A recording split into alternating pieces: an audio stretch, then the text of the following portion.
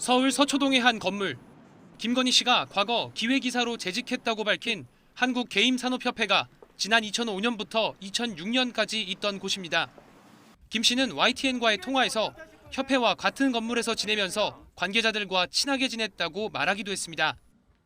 이러면서 자신이 기획이사로 일했던 시기는 김영만 회장 때였다고 분명하게 언급했습니다.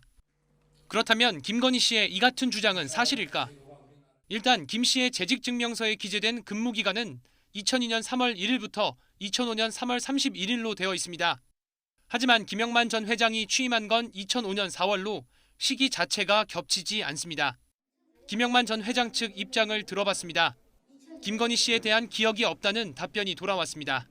회장께서는 산업협회 2005년 4월에 2기 협회장으로 취임하셨다고 해요. 비상금 명예직이셨는데 만난 적도 없고 기억도 없으시다고. 김건희 씨의 재직증명서만 놓고 보면 오히려 지난 2004년 4월부터 2005년 3월까지 재직한 일대 회장인 김범수 현 카카오 이사회 의장 재임 시절과 겹칩니다. YTN이 김범수 의장 측에 문의했더니 김건희 씨가 일했던 기억이 없다는 비슷한 답변이 나왔습니다. 다만 회장 자리가 비상근 명예직이기 때문에 모든 직원들을 기억하지 못할 가능성도 있습니다. 그런데 한국게임산업협회 설립 이후 정책실장과 사무국장으로 5년간 재직했다는 한 직원도 SNS를 통해 당시 김건희 씨를 본 적이 없다고 밝혔습니다.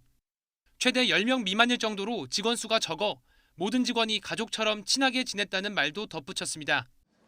YTN 단독 보도 이후 윤석열 후보 측이 밝힌 재직기간 착오 가능성 주장도 논란이 될 수 있습니다. 윤 후보 측은 몇 년이 지나 이력을 기재하다 보니 재직기간은 착오한 것으로 보인다는 공식 입장을 내놨습니다. 그런데 김 씨의 재직증명서 발급일은 지난 2006년 6월로 김 씨가 협회 일을 그만뒀다는 2005년 3월에서 1년 3개월밖에 지나지 않은 시점입니다. 김건희 씨는 허위 경력이 기재된 지원서로 1년 가까이 수원여자대학교에서 겸임 교수를 지냈습니다.